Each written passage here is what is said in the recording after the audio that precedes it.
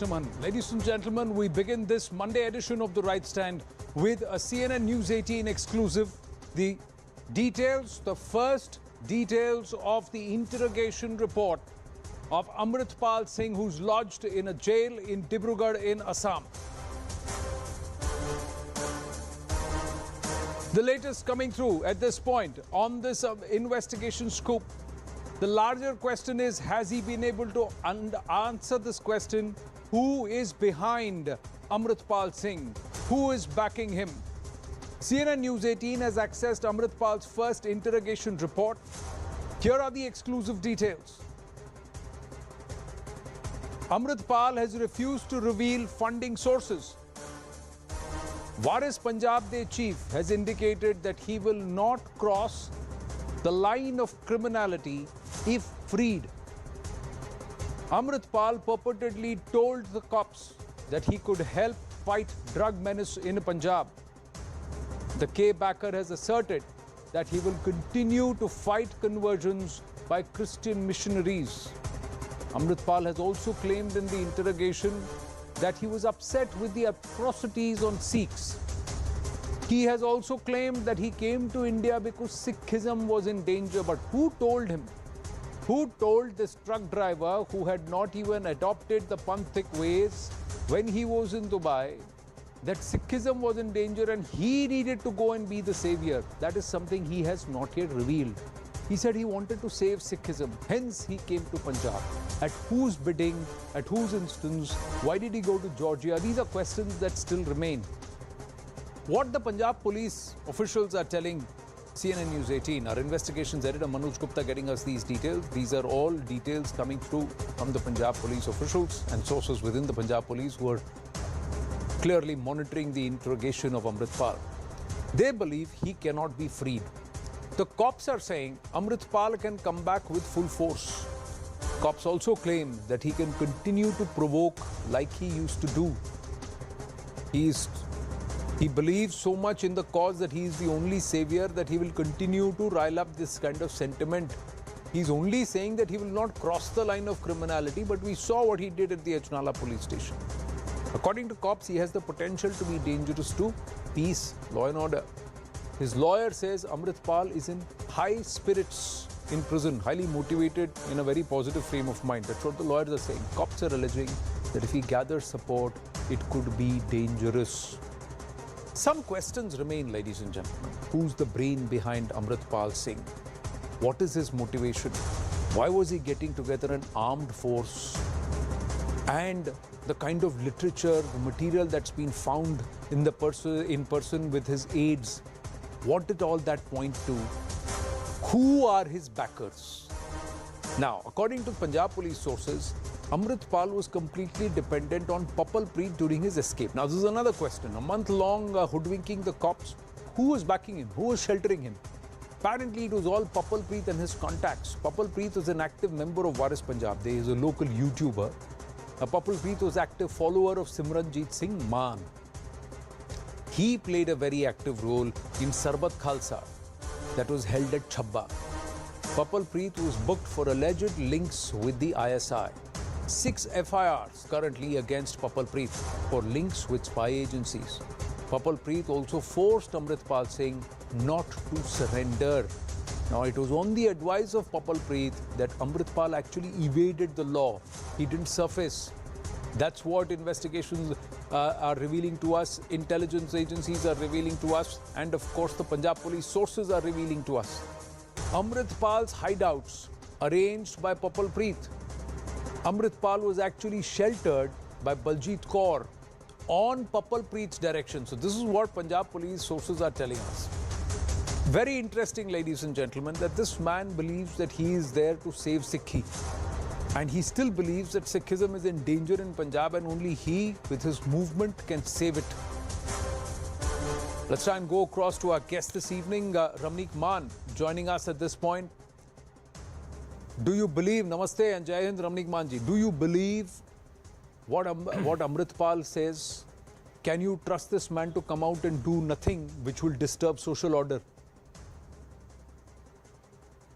Sat Shri Akal, Namaste, Jai Hind, Adant. Well, Well, it's hard to believe given the track record, but also there is another aspect to it which needs to be taken into consideration, is that he was actually trying to get a permanent residency for Canada. He wanted to get out of this country. He had collected the money that he wanted. He probably would have, like others, started running a separatist movement from overseas. This has been the way, separatist movements have been working for years and years now. Whether it is Gurupatwant Pannu or whether it is Jajit Chauhan or whether any other n number of Khalistanis, they all have shelters abroad. He married a woman who is an NRI, and as we know, he was looking forward to getting his Canadian, PR. So, I mean, I am in two minds really, Anand. I can't say conclusively as of now whether, he would have come out of jail and stayed in India, but I would have, very clearly said this, and I'm telling you that he would have never given up this cause, because it was easy money for him and it was a lot of fame for him. So easy money and fame and safety of a Western nation, all three put together, I think that would have been the best case scenario that he would have followed. And if the government was not to arrest him, if the government was not to start chasing him, then he would have continued to, impress upon impressionable minds and gullible young youth of Punjab, and especially Sikhs, and try to bring them against the nation, try to bring them against India, and to ask for a separate state. This is something he would have continued doing had this crackdown on him not happened. And all of this happened only after the Ajnara incident, like you mentioned a little while earlier. That was one mistake he did, and everything that the ISI or others who were standing behind him planned fell apart like a deck of cards. Well, it has crumbled apart, but he seems to be convinced that Sikhi is in danger. Aren't you curious to see who backed him? This Papal Preet being very close to a Simranjit Singh Mann, does it raise questions?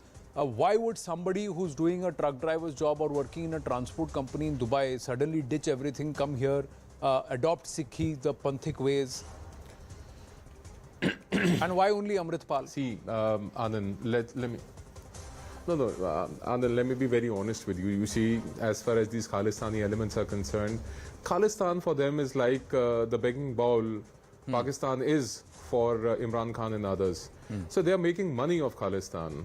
Even 1984, what happened in 1984 is unforgivable, unforgettable. You can never forget it, you can never forgive it. And the people who've perpetrated the crime, you can never forgive these people anyways. Right. I mean, these people have cashed on the lives of people who, on the tragedy of 1984, people lost their lives and they capitalized on it. They made fortunes worth millions and millions of pounds in UK and millions of dollars in the US and North America. I mean, they would have never given up this cause, number one. Number two, as far as Simranjit Singh Mann is concerned, he has admitted that he used to sign documents, forged documents for people trying to seek asylum in Western countries. I mean, yes, he says I used to charge 35,000, 40,000 rupees, but the fact is, we have as a country people who are willing to pay 30 lakhs, 40 lakhs, 50 lakhs, even 50 lakh rupees to go to US via Mexico as donkeys. I mean, this is the term which we use here. I don't know if it sounds good on television or not, but that is how it is. So, I mean, these people, for them, Khalistan is a business. And to abuse India and to abuse the dispensation of India, the government of India, and to accuse the Indian Army of war crimes, this is something that actually translates them into, greenbacks, bling, dollars and pounds. They rain upon them. So, I mean, I don't see them giving up this cause, not because they are sentimentally attached to it, but because it's a business for them. You see, the Khalistani flag, if you look at the flag, I've said this so many times in the past, they write Khalistan in English, in the Roman script. They don't write Khalistan in Punjabi, in Gurmukhi. Why? Because the Gora doesn't understand what is written in Punjabi. So, I mean, their audience is the Western countries. They would try and raise and bring a bad name to India. And they would collect money on this sentiment and on the tragedy that 84 was. Right. We've got some more. I don't see them giving up on it, Adan. So you're calling their bluff very clearly, Ramnik Maan. We've just got some more information as an inside scoop on this entire interrogation report and details. One of the questions is, why was Amritpal Singh raising his own army? And now Punjab Police sources are saying that Amritpal's real purpose was to build up force, was to issue threats and extort money. Now, according to the Punjab Police sources, SGPC and Akali Dal never patronized Amritpal, but you can't deny sympathy for him. Punjab Police sources are also saying that Amritpal's family was continuously talking to the SGPC during the period that he was missing. Now, he says he had done it for his own protection, this entire force. But somewhere one gets to understand that this was a method to try and intimidate and extort money, Ramnik Maan. And this tacit support, are you worried about this? Should the investigating authorities get to the bottom of this tacit support? Why is the SGPC rushing legal help to Amritpal if they have nothing to do with it and they don't endorse his thought process? Why was the family continuously in touch with the SGPC? Answer that very clearly for you. See, SGPC and Akali Dal, Badal will never patronize Amritpal directly, is because he is somebody who challenges their political existence, the Badal's political existence. I mean, he's the one who was snatching away from their hardcore Panthik vote bank. See, the Shiromani Akali Dal and the SGPC, they thrive and survive on the hardcore Panthik vote bank. And when Amritpal comes into the picture, he is literally taking away that hardcore Panthik vote bank away from them. That is one. And number two is to capitalize on the situation that Amritpal is in today. So therefore, they are in touch with the family of those who are now lodged in Dibrugarh, and they're trying to show a softer side. They're trying to show that, oh, we have we have sympathy for you. And Ataka ho reha ji, pehla, the words of Amritpal ke Sikh gulam hai, Bharat de Sikh gulam hai. I don't know who gave him the right to speak on my behalf. I was never a gulam. Neither my father was, nor my children will ever be. So, I mean, see, again, so they are now addressing their audience. Their audience is the hardcore Panthik vote bank. Now that Amritpal is away for a year or so, and we have 24 elections, Akali Dal will try and capitalize on it, on this Amritpal affair, and then they would like to bring back those hardcore Panthik vote bank voters who would swept away from them during the past 6-8 months. That's their real agenda. So you're laying it out there, saying that this is the real agenda and this is how Amritpal's arrest and him moving away is going to be used, which is indeed unfortunate. And if that is indeed true, then that bluff should be called and these entities should be exposed. Ramnik Maan, thank you very much. As always, a pleasure to speak with you. We've got plenty of ground to cover on this Monday edition, so I have to move on. Namaste. Thank you very much. So let's get a move on, ladies and gentlemen, from Amritpal and the interrogation towards Karnataka politics, which is perhaps now peaking as we are getting in towards the last lap ahead of voting on the 10th of May. Will Karnataka vote in the numbers that will give a clear mandate? That's important. Will Karnataka already put its mind behind who they want to back? Because both the manifestos of the two large parties in contention are out, Congress and the BJP. The Bharatiya Janata Party releasing its manifesto earlier in this on Monday. The vision document unveiled by the BJP National President J P Nadda in the presence of Chief Minister Basavaraj Bommai and veteran BJP leader BSY, that is B.S. Yediyurappa.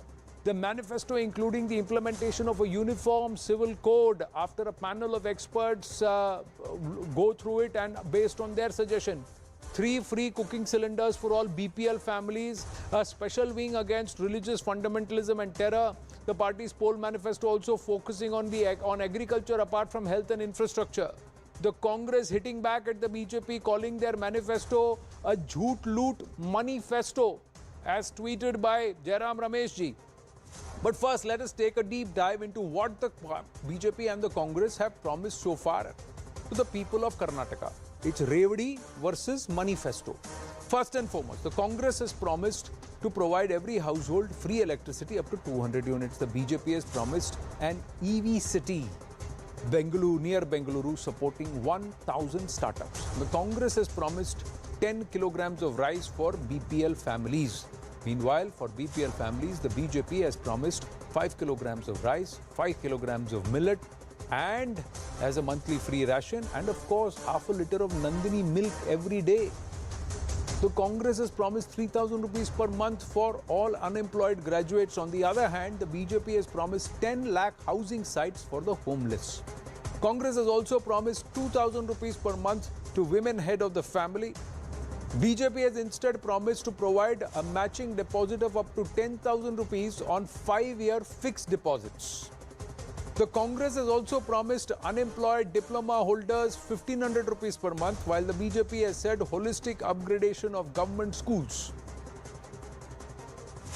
So who's Revdi, who's not, who's welfare, who's not, that debate rages. But we'll turn the spotlight a little away from that towards abuse war or gali politics, which has now reached a new next level. First it was the Congress president, that is Mallikarjun Kharge ji, who called the Prime Minister a poisonous snake. It was in Kannada, and then he said, I never said anything like that, but it's on record. His son Priyank Kharge targeted the Prime Minister and called him Nalayak ka beta, Nalayak beta, because he talked about the fact that the Prime Minister was addressing the Banjaras and said, Aap hi ka beta wahan baitha hai, and he said, Kaisa Nalayak beta. That's what he's on record saying, but that was again denied by the senior Kharge, saying, no, you are misinterpreting the words.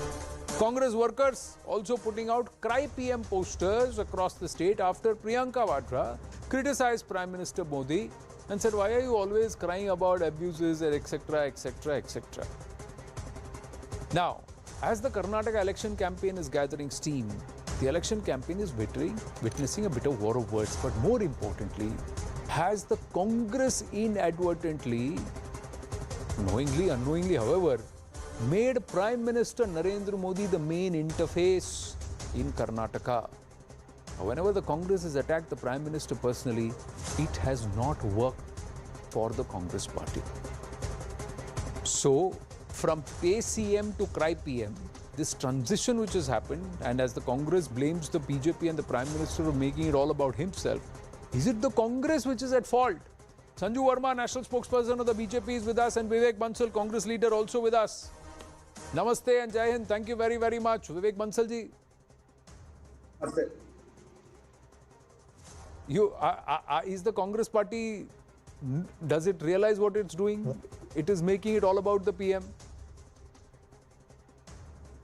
No, well, let me just, Anand, say this thing, that Congress is doing what it is supposed to do, taking the real issues to the voters, and what the BJP, the incumbent government or the present government had, what their accomplishments had been, as far as corruption is concerned, and Congress government can do for the upliftment of the poor and for their livelihood. That's what is basically our manifesto is. And the failures which they have over the years, despite the grand announcement, grand promises, what is the final outcome? So we are just focusing on that. And as far as, if you say that, definitely it may be a war of words, and definitely we should abstain and abjure from that. And as it is, our president had, at the outset, once you are talking about that, he had regretted, and he said he didn't mean that. He was referring to the ideology of the BJP basically, and not to an individual person. And on the contrary, when you are highlighting all this, one of the MLAs today termed our erstwhile AICC President Srimati Sonia Gandhi as Vish Kanya. Nobody is talking about that. What he said, what he meant, and earlier also, we should not. I think in the election, basically our focus should be that. What we can do for the general voters, what schemes we have, what we envisage for them, for their future upliftment. That should be the focus, and that's what exactly we are trying. My manifesto speaks. Then, if that is the case, what was the use of this hashtag CryPM? You made it pay CM, you made it about, it was about Basavaraj Bommai. The moment you say cry PM, it is about Prime Minister Narendra Modi. You are again, sir, in cricket they say, sir, कि match का highlight देखने से result नहीं बदल जाएगा. एक ही match को बार-बार देखे, you can't expect कि result will be different. The 1000 match of the IPL, SSV Jaiswal scored a century, Rohit Sharma got out early to a controversial dismissal. It will remain the same. You can't watch the highlights and or see it again and say, "Arey, result will be different." ये तो आप भी जानते हैं. Definitely this तो फिर ये क्यों कर रहे हैं? Sir, you hear, coming to you, Sanju ji, 30 seconds. My point is, Vivek ji, Mallikarjun Kharge ji, what he said, आपने भी सुना, मैंने भी सुना, it is there on record. Was he talking about the government or was he talking about an individual? His son Priyank Kharge referred very clearly what the PM told the Banjara people.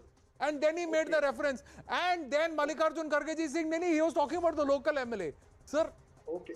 Anand, you are talking about that, but no reference to Vishkanya. No reference Sir, to that. any comment made is wrong. Any comment made is wrong. I'm not endorsing these comments at all. I'm totally against. But as an individual, as a citizen, as a voter, I would like to see. But my point is, sir, very clearly, if a BJP person has said something about sir, if a BJP MLA has said something about Mrs. Gandhi, he is wrong. What I am trying to tell you, sir, is the Congress's strategy of going after the PM backfires. Year after year, election after year, you still do the same thing is my question. But anyway, Sanju Verma ji, 1 minute. Sanju Verma ji, this is convenient, isn't it? Or has the PM trapped the Congress party, forced their hand to make it about him? Anandji, first and foremost, I do hope I will get time to make my points. I heard the other panelists. Let me tell it very clearly, and irrespective of party affiliation and political ideology, I think as an educated person, I do not endorse any form of abuse. Be it comparing the PM to a snake, or calling him Nalayak, or a BJP MLA calling Sonia Gandhi Vishkanya. किसी प्रकार का abuse cannot be endorsed. But for Priyank Kharge to say, अरे हम prime minister को गाली नहीं दे रहे थे, प्राइम मिनिस्टर को क्रिटिसिज्म सुनने की आदत डालनी चाहिए, तो प्रियांक खड़गे आपको बता दूं, there is a difference between abuse and criticism. Please go check English vocabulary in Oxford Dictionary. If you can't do it, I will give you one. Do not try and conflate abuse with criticism. Point number 2. Congress का ये मैंने तरीका आनंद जी देखा है बार-बार. December 2022, senior Congress leader from Madhya Pradesh calls Prime Minister Modi के लिए कि मोदी को मारना जरूरी है. मैंने आपको टोका नहीं, चुप हो जाइए. मैंने आपको एक बार भी नहीं टोका, अभी सुनने की बारी है आपकी, बोलने की नहीं. मैंने आपको बीच में नहीं टोका था. Thank you.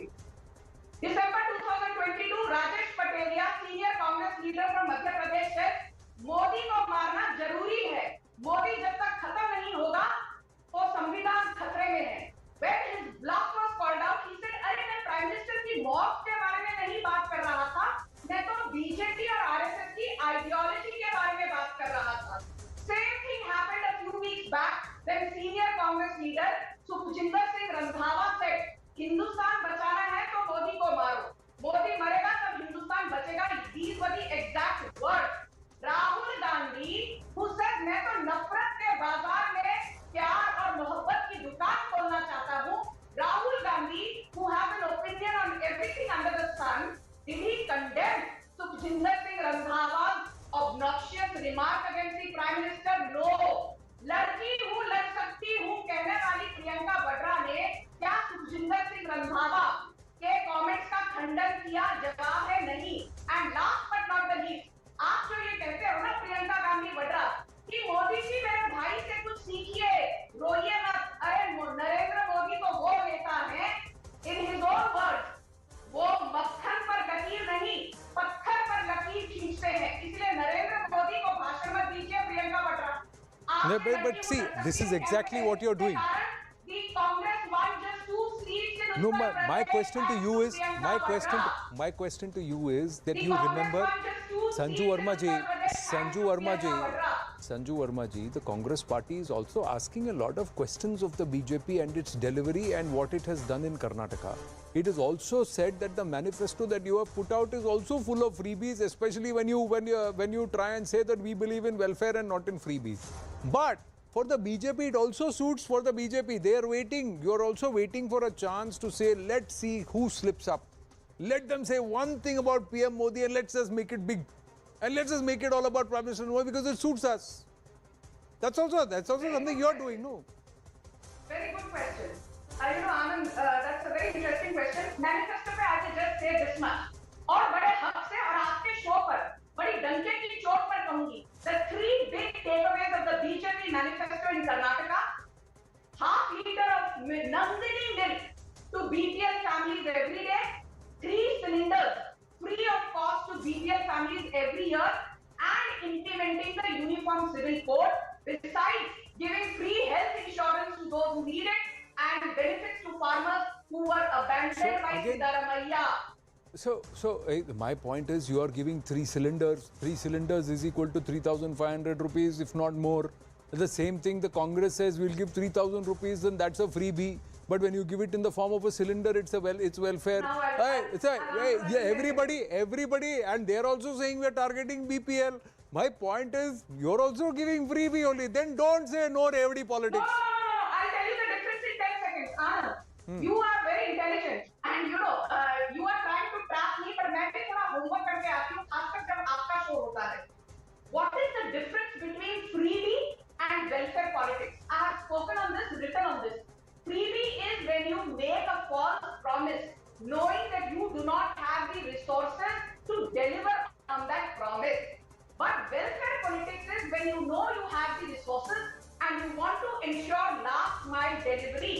So कहने में और करने में कथनी और 5 lakh crore. If I last I heard, frankly, I can only tell you one thing, ma'am. Last I saw the numbers. My numbers may be fault. Please excuse if there is any fault in the numbers. The last I saw, Karnataka has a debt of 5 lakh crore rupees, if not more. Now, if that debt, can you afford to give anything any more free? Is a simple question. Vivek Bansal ji, सरकारें क्यों आकर ये कहती है मैं ये मुफ्त दूंगा, मैं वो मुफ्त दूंगा? क्या वोटर को मुफ्त खोर समझा है सरकारें? ये is that what governments think, parties think? कि कोई काम करने से कोई फायदा नहीं है, सबको बस फ्री में बांटो और vote बटोरो. Is that what? How are you going to pay for it, sir? Whether the BJP gives 3 cylinders and half liter of milk, or the Congress gives 200 units of electricity free and 3,000 rupees, where are you going to get the money from, sir? Where is it? बताइए ना sir, मुझे भी बताइए, वो पेड़ मैं भी अपने घर पे लगा लेता हूँ. Anand, you have raised a very pertinent question, and I think this has become a trend in the present day politics of this country, that we are indulging into it, and everybody is vying with each other. Every political outfit is vying with each other to outdo the other in doling out the freebies. So that is there. But I think when Madam Sanjuji was saying that this is welfare politics, I was finding it really very ridiculous that this is welfare politics and this is freebie. And I don't know whether she has done the economics, that how those 3 gas cylinders which they are shelling out or which they are giving for free, and how does the 3,000, how does this economics? My point is, विवेक जी, इसमें ऐसा है कि चाहे Congress party हो या BJP हो, दोनों एक ही ताली के चट्टे बट्टे हैं इसमें, क्योंकि बीजेपी एक मिनट, आप काउंटर कीजिए संजू जी, आप काउंटर कीजिए. मेरा कहना ये सुनिए तो सही विवेक जी. आप कांग्रेस बीजेपी को पूछो कि कहां से लाओगे पैसा, बीजेपी भी कांग्रेस को पूछो कि कहां से लाओगे पैसा. मैं आप दोनों से पूछ रहा हूं, कहां से लाओगे पैसा? Yes, संजू वर्मा. 5 लाख करोड़ रुपए का डेट है, 5 लाख करोड़ रुपीस का डेट है, कहां से लाओगे पैसा? Let me show. Okay, 10 seconds. Sanju ji, 10 seconds to Vivek ji, and then the next 60 seconds to you. Please. Promise. उसके बाद then I have to wind up. Beat Rajasthan we have an example in Rajasthan. Our government delivered whatever we had promised. नहीं दिया है sir. We had The numbers actually say कि राजस्थान में पूरा नहीं किया वादा, हिमाचल में पूरा नहीं किया वादा, छत्तीसगढ़ में नहीं कर पाए हैं, कई सारी बातें जो की थी वो नहीं कर पाए हैं. Punjab. Let me see how you are being slightly harsh on us. This is not done. 100% implementation is not there. No, my point is, sir, are you going to, rather than saying what would happen to all those sadly नहीं sir, ऐसा नहीं sir, 1 minute, if I want to get into criticism, I'm going over time. If I want to get into criticism, sir, in that case then I should say at least this government is not guilty of reducing the poverty margin, saying that 32 से कम कर देते हैं, उसको 25 कम कर देते हैं, and then we'll elevate people out of the poverty line. At least that has not been done. And not said कि 5 रुपए में पेट भर जाता है. Or at least that's not been done by this government. But yes, Sanju ji, पैसा कहाँ से लाएंगे? I have only 1 minute, sir. Vivek ji, please yield. 1 minute. Yes, Sanju ji, पैसा कहाँ से लाएंगे? 5 लाख करोड़ रुपए का कर्जा है. Mayor, please, Anand, I heard that. And Mr. Bansal, अभी आप मेरे economic. वो नहीं बोल रहे. मैं ही बोल रहा हूँ. आप बोलिए. 60 seconds. Please. Thank you. He made a comment while speaking. पता नहीं संजू जी ने इकोनॉमिक्स का क्या उनको समझ है, फलाना ढमकीना. पहली बात तो आपसे सर्टिफिकेट की जरूरत नहीं है. धन्यवाद. Thank you. Second and most important, मुझे कुछ पंक्तियां याद आती हैं आनंद जी. किसी ने कहा है जिंदगी में यदि कुछ बड़ा करना हो तो अलग चलना सीखिए, क्योंकि भीड़ के साथ चलने से साहस तो मिलता है, पर भीड़ आपकी पहचान छीन लेती है. आज कांग्रेस पार्टी का वो हाल है. कांग्रेस पार्टी एक भीड़ का हिस्सा बन चुकी है with zero credibility. And I will just end by answering your question. Yes, the debt of Karnataka is 5 lakh crore. The GDP of Karnataka is close to 20 lakh crore, which means debt to GDP ratio is 25%. जबकि कांग्रेस के जमाने में the debt of Punjab was 3 lakh crore, GDP was 5 lakh crore. Debt to GDP कितना हुआ? केजरीवाल और कांग्रेस की सरकार में 60, right. 60%. So let us talk in terms of percentages. Karnataka today has amongst the lowest debt to GDP ratios in the country. And 1 minute, Karnataka has amongst the highest per capita income at 2.5 lakh. And apart from Gujarat, Karnataka was the only state last year which got 38% of our total foreign direct investment. Imagine Sanju ji, if the 40% commission across political parties was not there, how much money Karnataka would have had? Imagine, give credit to the Karnatakas.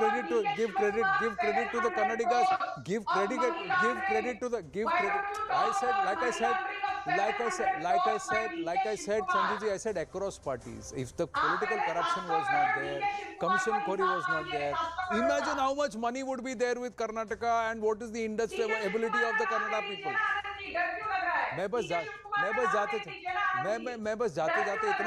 बस इतना ही कहूंगा, हम और आप समझते हैं चादर के बाहर पैर नहीं फैलाना चाहिए, किसी स्टेट को नहीं करना चाहिए, किसी पार्टी को ऐसा वादा भी नहीं करना चाहिए. पहले कर्जे चुका दो, उसके बाद जो करना है करो. तब तक के लिए देखते हैं, कर्नाटका डिसाइड करेगी 10 तारीख तक, तब तक फिर भी मिलेंगे. We'll again speak. Vivek Bansal ji, Sanju Verma ji, thank you very much. Have to move on. Namaste. From Karnataka, ladies and gentlemen, quickly going on to neighbouring Tamil Nadu, the Tamil Nadu government has filed a fresh affidavit in the Apex Court opposing the anti-conversion law. Tamil Nadu government in the affidavit has said the anti-conversion laws are prone to misuse against minorities, while the BJP has alleged that there have been many instances of forced conversion in Tamil Nadu. The DMK government has said there have been no forceful religious conversion in the state for the past several years. Now, this is what the Tamil Nadu government has said in the Supreme Court. Nothing illegal or wrong with missionaries spreading Christianity. Petition is a religiously motivated litigation. Writ petition against secularism attacks specific community. Petition's sole intention is to defame a particular faith. No forceful religious conversion in the state for many years. Veiled attempt at furthering a particular agenda. Anti-conversion law plea in the topmost court of India. The petitioner has claimed 17-year-old girl Lavanya in Tamil Nadu was forced to die by suicide for refusal to convert to Christianity. DMK government has countered, saying petitioner has preconceived the cause of death. Petitioner claimed that Tamil Nadu school beat a girl for wearing Rudraksha. DMK government said petitioner has given a distorted reason. Petitioner has asserted that conversion cases are reported every week across the country. DMK government says no such cases in Tamil Nadu in many years. Petition said freedom of religion does not include a fundamental right to convert people to other faiths. DMK government countered it saying people can get converted to a religion of their own choice. But they cannot be forced, influenced or induced, ladies and gentlemen. CNN News 18 did an in-depth investigation in Tamil Nadu and conversion was rampant. The observation in January 2022 on the Madurai bench of the Madras High Court very clearly says that in Kanyakumari, 70% of the population, the judge feared, are crypto-Christians. That means they have Hindu names, but they are actually now converted. T.R. Ramesh, advocate, and Manuraj Sundaram, DMK spokesperson with us. The larger need was that any kind of forced or induced conversion will be criminalized, or there should be a law against conversion. Not by individual choice, but by inducement or by force. That's what the petition says. Why is the DMK the only state to jump in to counter this? Manuraj Sundaram.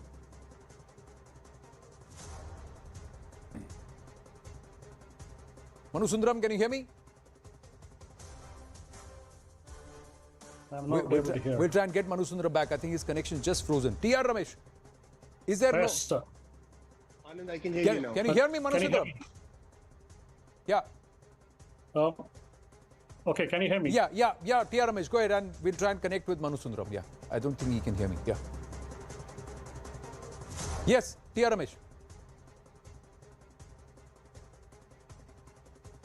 T.R. Ramesh, can you hear me?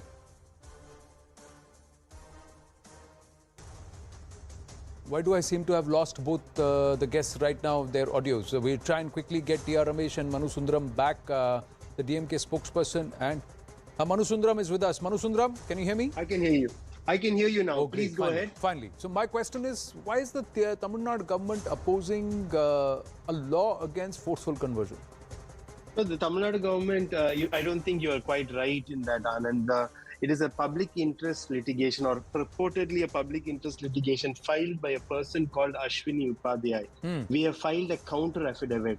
This is not a question of opposing a law or supporting a law. It is a question of Tamil Nadu government reiterating the constitutional principles. And I'll tell you why this entire public interest litigation is vitiated out of malice, out of malefides, and it is completely unconstitutional for the Tamil Nadu government to have done otherwise. Firstly, the petition, as I said, is not a PIL, it is a CIL, a communally instigated petition. It is filed by one person called Ashwini Upadhyay, who I believe was a former Delhi BJP leader of some sort.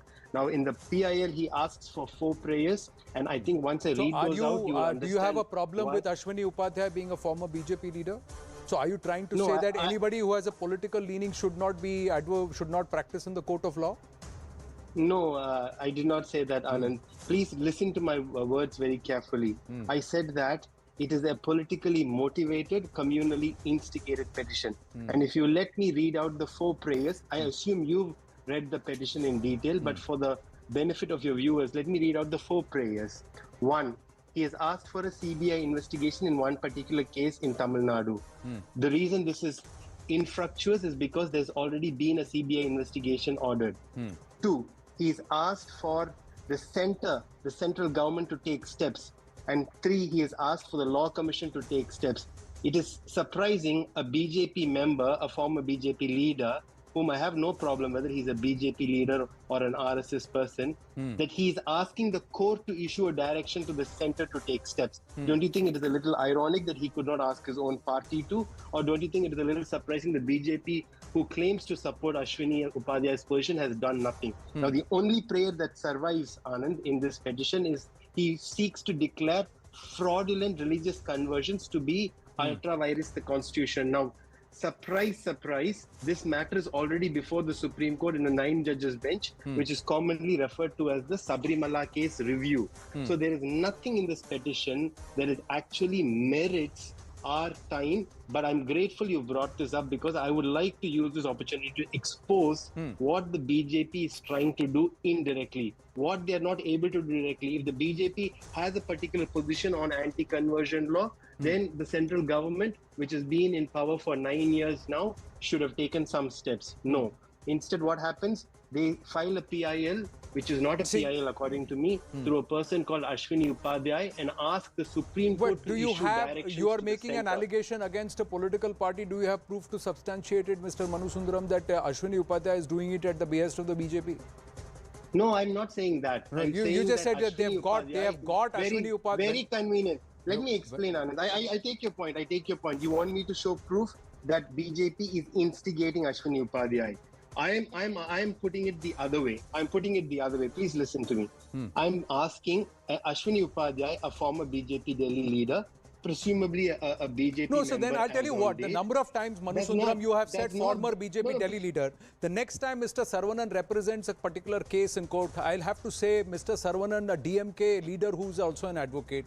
I'll have to say Mr. listen, Kapil Sibal, a Congress leader who's also an advocate. Should I name every single top leader of the country based on the political parties they represent? Because Manu Sundaram, you said it's got nothing to do with his BJP party, but multiple times you have only said former BJP, former BJP, former BJP. So I know you're a smart and a very smart spokesperson, Manu Sundaram. No, but my question, sir, is if there is forceful conversion, if there is conversion by inducement, if there is conversion by duress, should it be punished or not?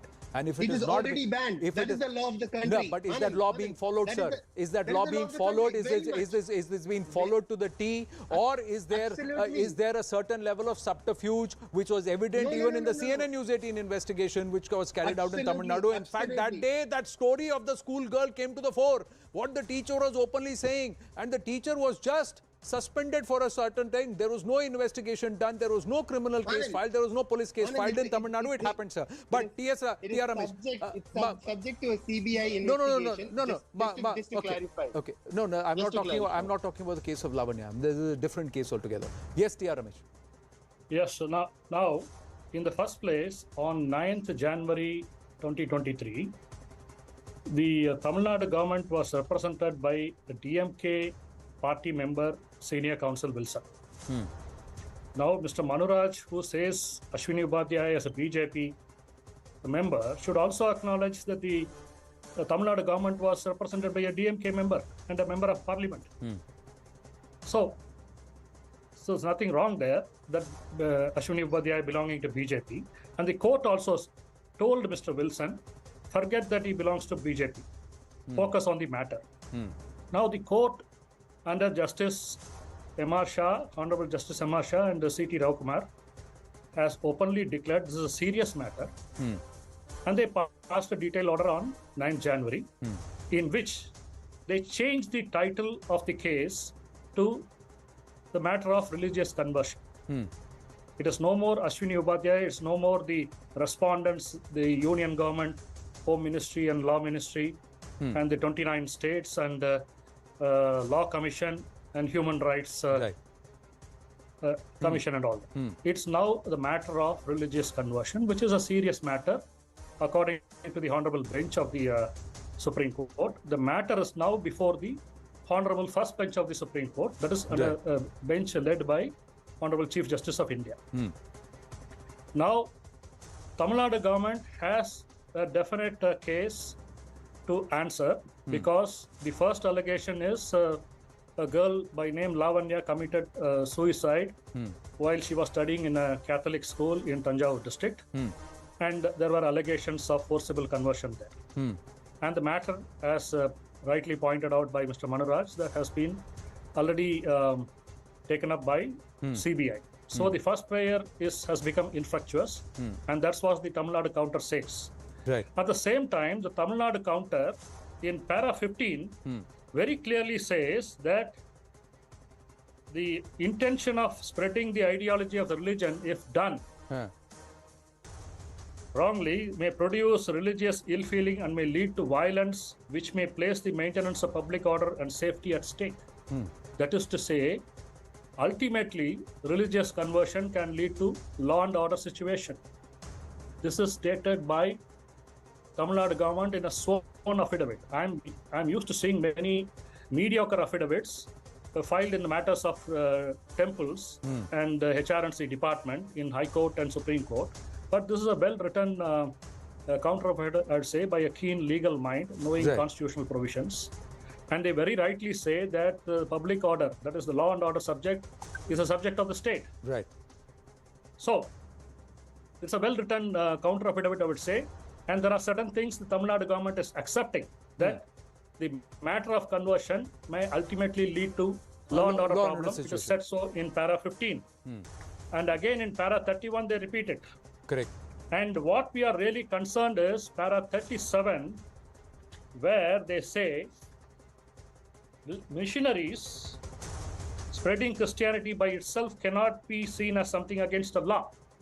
But if their act of spreading the religion is against public order, morality and health, and to other provisions of Part 3 of the Constitution, it has to be viewed seriously. So Tamil Nadu government says it will view if the missionaries cross the limits. But the ground reality is much different. Correct. The Tamil Nadu government, so that's the point you're trying to make. The DMK government. That's the point you're trying to make. I'm sorry, I'm not able to hear you. No, that is the point you're trying to make, saying that what they've stated in the affidavit is very strong. But is this a reflection of the reality on ground, or is there cover fire being given or not? Now that's where the matter stays. At this point, if the Tamil Nadu government is currently saying it's not rampant on ground, there is no misuse, there is no inducement, there is no duress, and it's being cracked down upon, is that statement of truth or being economical with the truth? With the promise, statement. With the promise to take this forward today, I have to. It's truncated today. With the promise to take this forward yet again tomorrow, Manu Sundaram and T.R. Ramesh, I have to stop at this point with this thought, and we'll take this forward. Thank you very much. Short break, ladies and gentlemen. When we come back, it's a big development that's happened with the Allahabad High Court. The Krishna Janmabhoomi case, big boost for the Hindu side. The Allahabad High Court says, listen to the argument of the civil suit petition. You can't dismiss it outright. Stay with us. Vishnu Jain takes the right stand.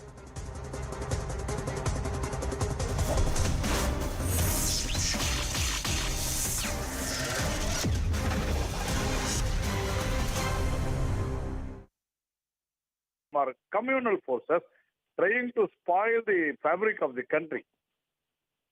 All right. So also the Tamil Nadu government has also claimed that there was no forceful religious conversion that has taken place in the state for many years, and they have said that through this petition by Mr. Upadhyay, he wants to further a particular agenda. What would you like to say on this?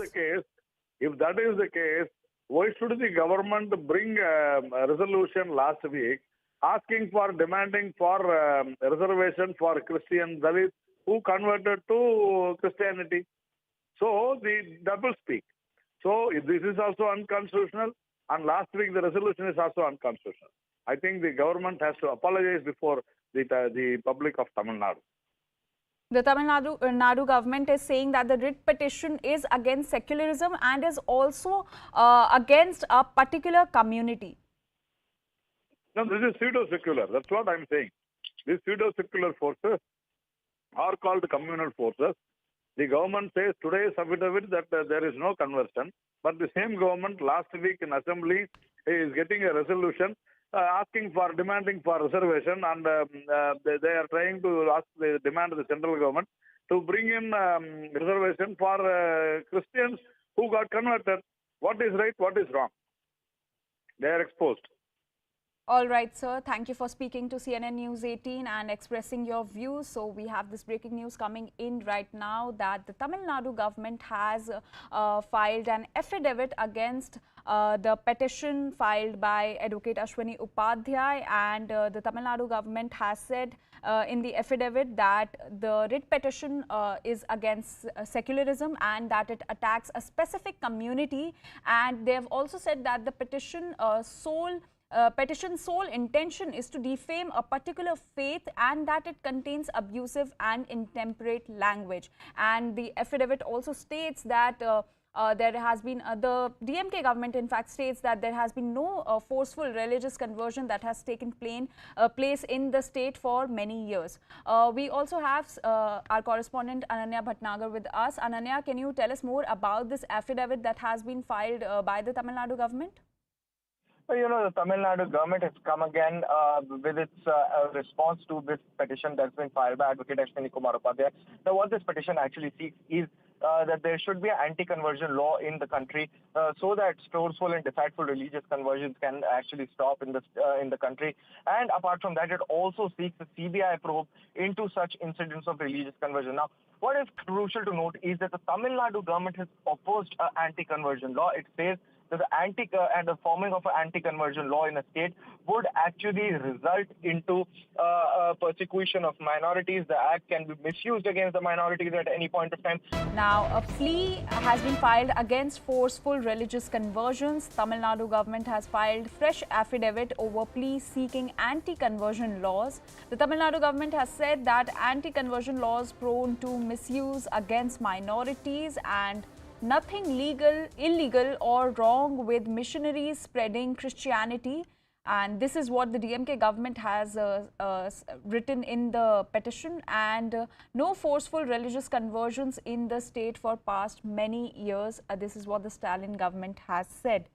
So we have this breaking news that's coming in, that a plea has been filed against forceful religious conversions. CNN News 18's Ananya Bhatnagar is joining us. Ananya, can you tell us more about this plea that has been filed by the Tamil Nadu government against forceful religious conversions?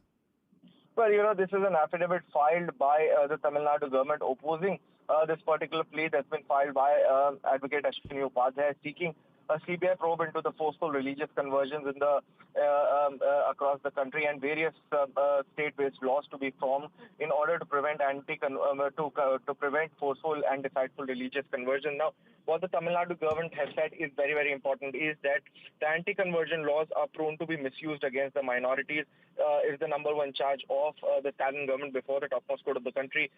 Secondly, a very, very crucial point that the Tamil Nadu government has said is that there is nothing illegal or wrong with missionaries spreading Christianity. In fact, and I quote the affidavit for you, that therefore the acts of missionaries spreading Christianity by itself cannot be seen as something against law, but if their act of spreading the religion is against public order, morality and health, and to other provisions, the Part 3 of the Constitution, then it has to be viewed seriously. Now, another important thing that the Tamil Nadu government has said in its, in fact, affidavit that has been filed before the topmost court of the country is that no forceful religious conversions have taken place in the state for past many years. As far as the Tamil Nadu, and I quote, as far as the Tamil Nadu government is concerned, there has been no incidents of forceful conversion reported in the past many years. The allegations raised by the petitioner in these paragraphs are alleged to have been taken place only in certain tribal areas in Madhya Pradesh, Odisha, and India's Hindi belt, and therefore, even according to the petitioner, it does not apply to the state of Tamil Nadu. Now, another very, very big charge against this particular... 7.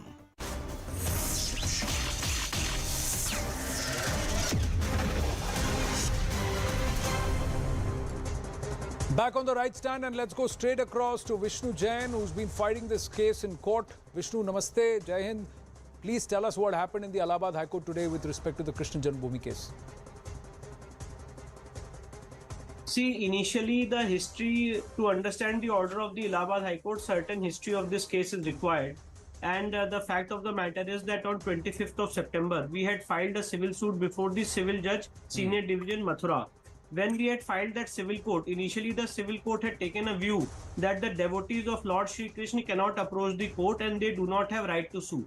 Against that order, we had filed an appeal which was ultimately converted into a revision petition before the District Judge Mathura. And ultimately the District Judge Mathura had set aside the order of Civil Judge Senior Division and had said that the suit must be registered and the trial must proceed.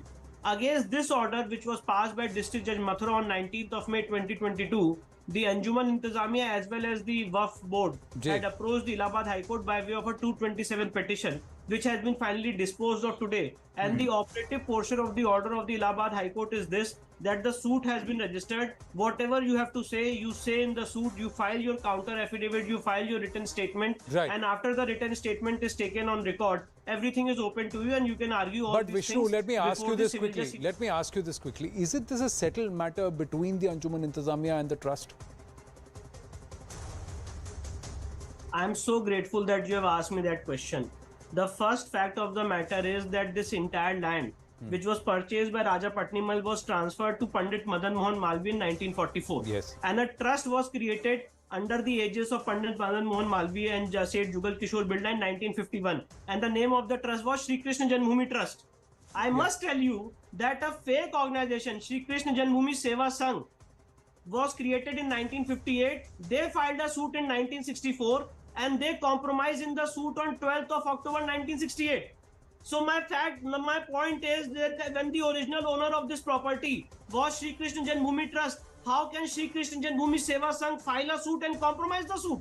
And the entire claim of Eidgah committee is based that we have entered into compromise with the that's what they Shri claim. Krishna Janmabhoomi Seva Sangh. So I'll just tell you, I'm not joking. I'll just explain my thing by an example. Have you seen Bunty Bubbly? Yes, A movie which came in the past where two people had sold Taj Mahal.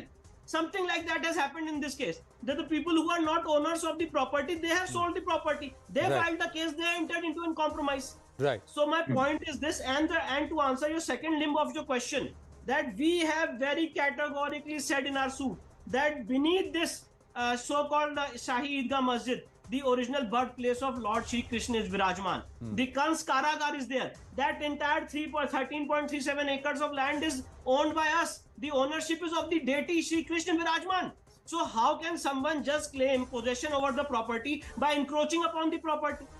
So you're saying... So Places of Worship Act is not attracted, the Waqf Act is not attracted, and we have complete title over. This is a better case. I must tell you as a lawyer, seeing the facts of the case, that this is a better case than Ayodhya case because the title is with the Hindus and is with the deities. So you're saying it belongs to the Shri Krishna Janmabhoomi Trust.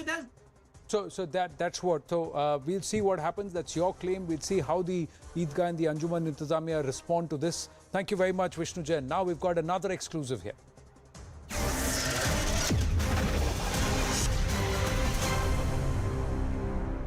Joining us now is a man I'm so proud of, so amazingly inspiring.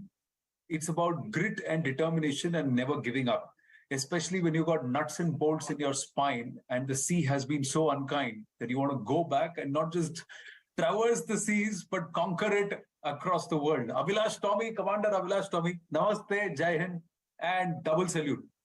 Namaste, and thank you for having me here today, Anand. Phenomenal, phenomenal.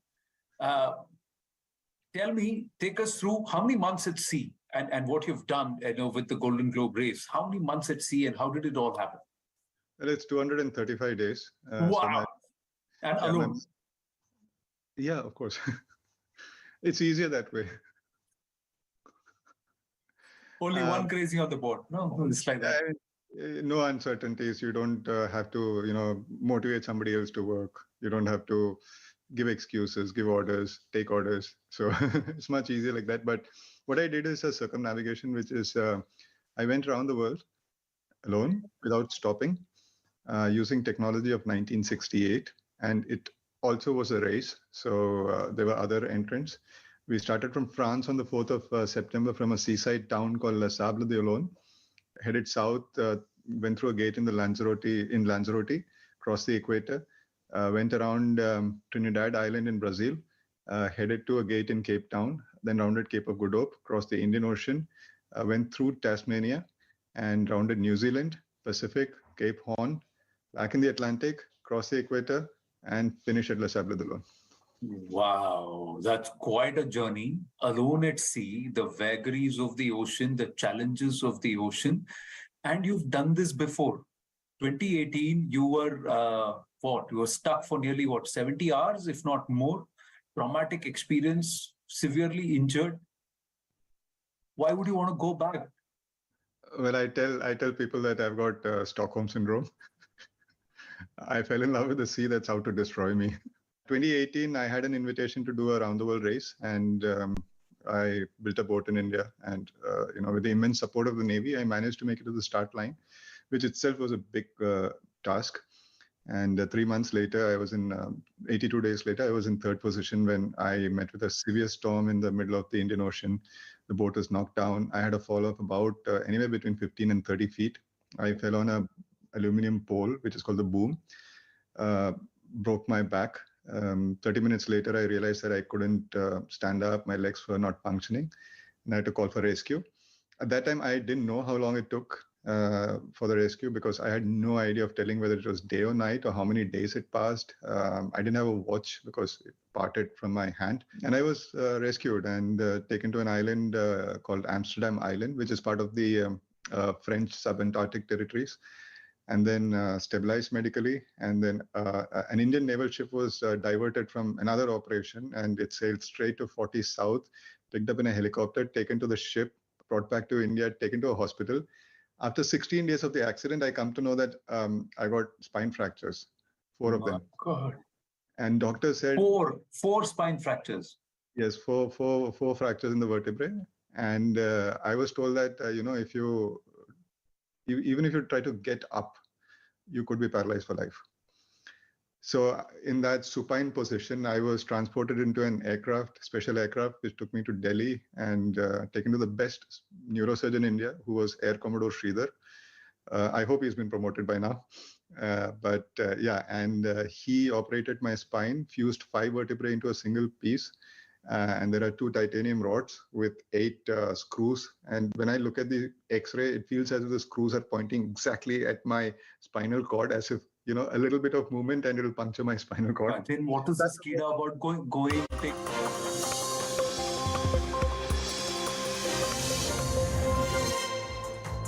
Good evening, this is Brass Tacks. I'm Zaka Jacob. The Karnataka campaign is in its final stretch now, and both the main parties, BJP and Congress, are going full throttle, both with their promises and also with their personal attacks on the other. If Congress President Mallikarjun Kharge abused the Prime Minister last week, comparing him to a poisonous snake, today Kharge Jr., Priyank, called Modi a nalayak beta or a useless son.